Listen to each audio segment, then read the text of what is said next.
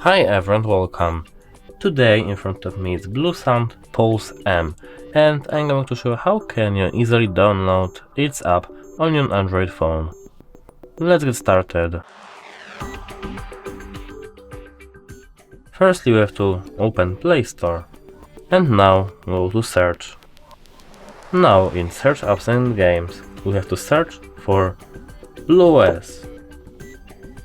Now as you can see, there's an app, BlueOS Controller. We have to install it. Now we have to wait a moment.